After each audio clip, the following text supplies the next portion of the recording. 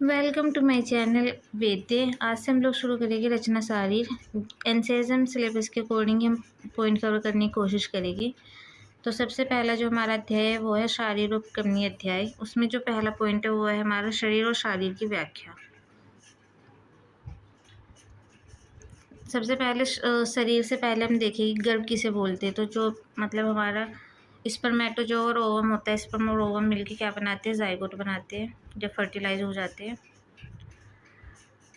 फिर जाइगोट के बाद में माइटोटिक डिवीजन करके हमारा एम्ब्रियो फॉर्मेशन हो जाती है। इस एम्ब्रियो को ही इन्होंने गर्भ बोला है। पर याद रहे कि इसमें इन शुक्र और शोणित के साथ साथ प्रेजेंट होती है हमारी आत्मा। This is the important. अगर आत्मा नहीं होगी तो उसको हम गर्भ की संज्ञा नहीं दे सकते। अब इसमें जो गर्भ है जो सुश्रुत है उन्होंने हमारा ऐड ऑन किया हुआ है कि उसमें प्रकृति भी होगी साथ में और विकार भी होगी। प्रकृति हमारी 8 होती है, अव्यक्त, महान, अहंकार और पंच तन्मात्रा। और वहीं पे विकार जो हमारे वो एकादश इंद्रिय मतलब 5 ज्ञान इंद्रिय, 5 कर्म इंद्रिय और 1 मन प्लस के 5 महाभूत।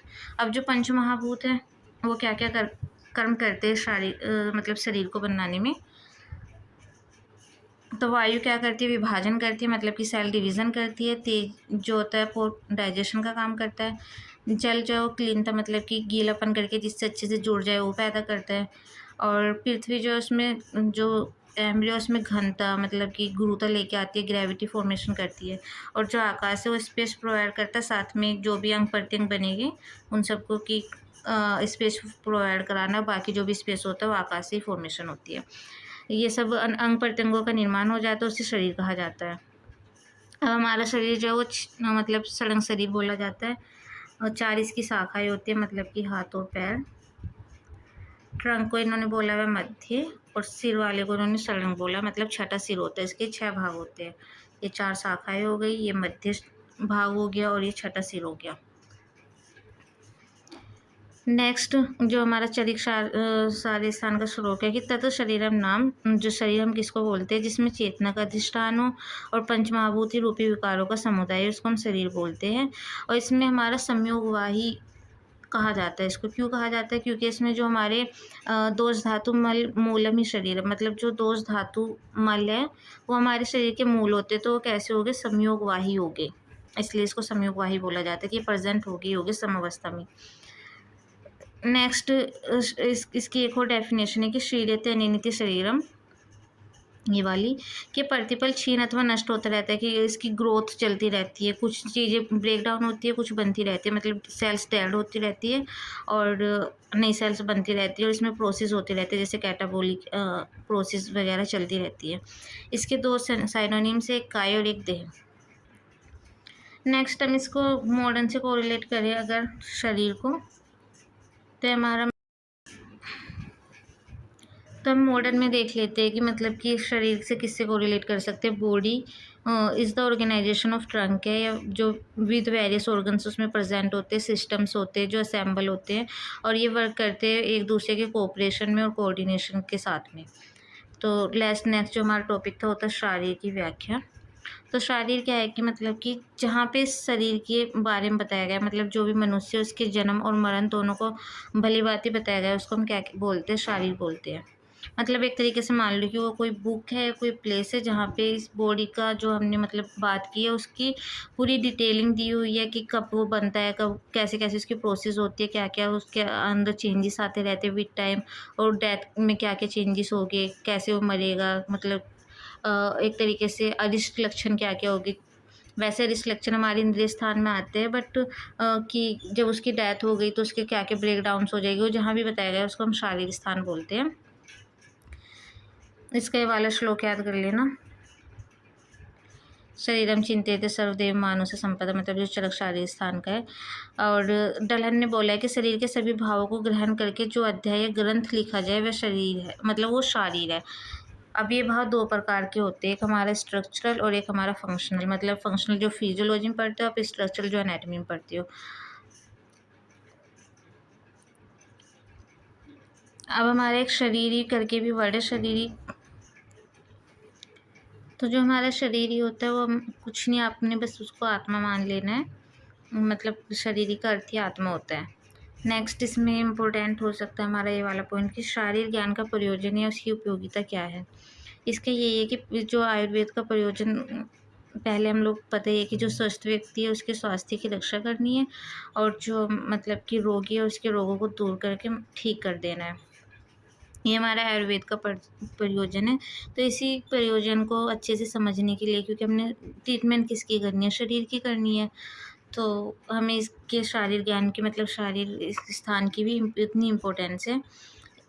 तो फॉर द प्रयोजन of Ayurveda we need the शारीर ज्ञान, तो ये इसका यही एक प्रयोजन है कि to know about better our body then we go for a well and good treatment. अब इसमें इसकी उपयोगिता यही है कि हम मतलब भाई पहले ही विकृति से पहले अगर हम नॉर्मल बॉडी का स्ट्रक्चर देख लेंगे कि उसके हाथ में मतलब 5 उँगली होनी चाहिए। अब हम किसी के पास गए तो 4 फिंगर्स है, मतलब थंब नहीं है। तो पहले हमें उसकी प्रकृति पता होनी चाहिए नॉर्मल, देन हम उसकी विकृति का पता लगा सकते हैं। नेक्स्ट है कि जो हमारी एम्ब्रियोलॉजी है या फिर एनाटमी है, फिजियोलॉजी है, इन तीनों का काफ़ी अच्छा मतलब जो नॉलेज होनी चाहिए, ताकि ये शारीरिक ज्ञान से हमें इन सब का पता लगता है कि क्या क्या हमारी बॉडी के कर्म है, क्या क्या उसके स्ट्रक्चर है और कैसे वो फॉर्मेशन होती है। ये भी काफ़ी हमारी चिकित्सा के लिए उपयोगी होता है। नेक्स्ट जो पॉइंट है हमारा वो है कि इस स्थूल ज्ञान से पहले हमें सूक्ष्म ज्ञान की मतलब कैसे सृष्टि की उत्पत्ति, उन सब का ज्ञान आवश्यक है। ये भी हमें इसी स्थान में पता लगता है। किसी भी अव्यय की पंचभौतिक रचना ज्ञान के लिए शारीरिक ज्ञान का होना आवश्यक है, क्योंकि जो भी दोष धातु या अव्यय की पंचभौतिक रचना का ज्ञान कराने के लिए भी शारीरिक ज्ञान की आवश्यकता होती है।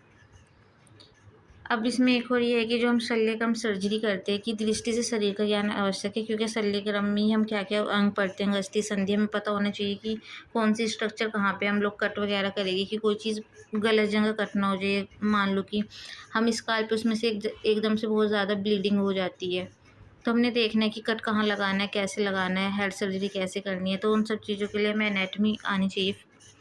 That's why it's very important. Next सड़न शारीर हमने एक बार देख ही लिया था। और सड़ंग शारीरिक है हमारा अंग होते हैं कि मेन जो अंग कौन होते हैं कि जो मेन फिजिकल बॉडी बनाते हैं उनको हम अंग बोलते हैं। इसमें इन्होंने विभाग किया है कि जो राइट अपर एक्सट्रीमिटी है, दक्षिण उदर शाखा, वाम उदर शाखा लेफ्ट वाली को।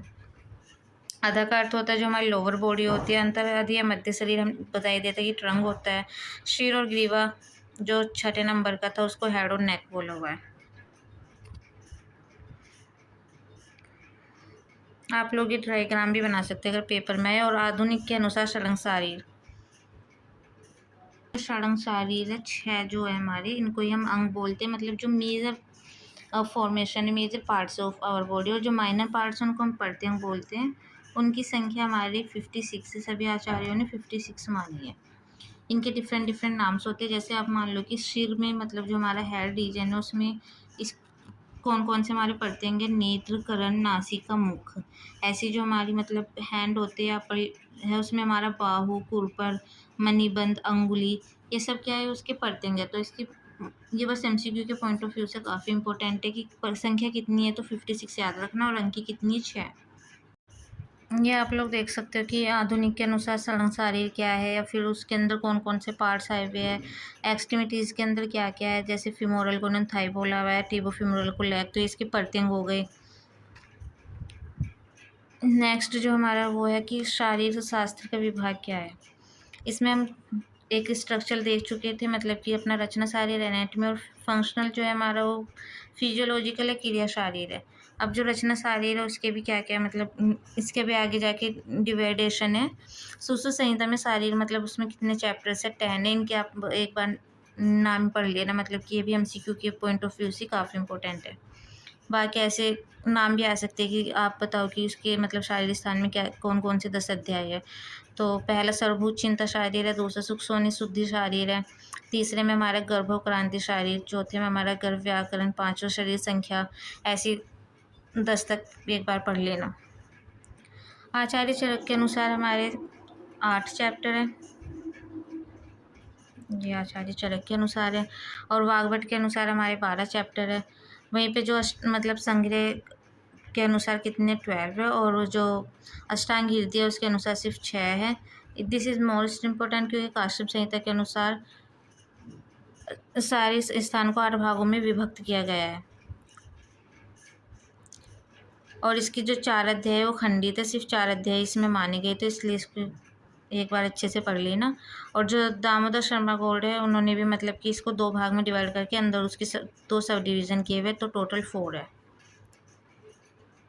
बाकी इसका मैंने इम्पोर्टेंट बता दिया कि शारीर शास्त्र का क्या है। वही है कि अगर हम लोगों को मतलब कि एनाटॉमी पता होगी कौन सी चीज़ कहाँ पे है, तो हम सर्जरी अच्छे से कर पाएंगे, या फिर उसकी मतलब फंक्शन भी तभी देख पाएंगे कि स्टोमक किस शेप का है, क्या उसके मतलब कि कहाँ पे वो लोकेट है, क्या क्या उसके अंदर है, फिर उसके फंक्शनल हम फिजियोलॉजी में देख लेंगे। दैन हम अगर आगे जाके कोई भी ट्रीटमेंट करेंगे उसमें ईजीनेस होगी और अच्छे से ट्रीटमेंट होगा। Thank you, and for next chapter please like and comment.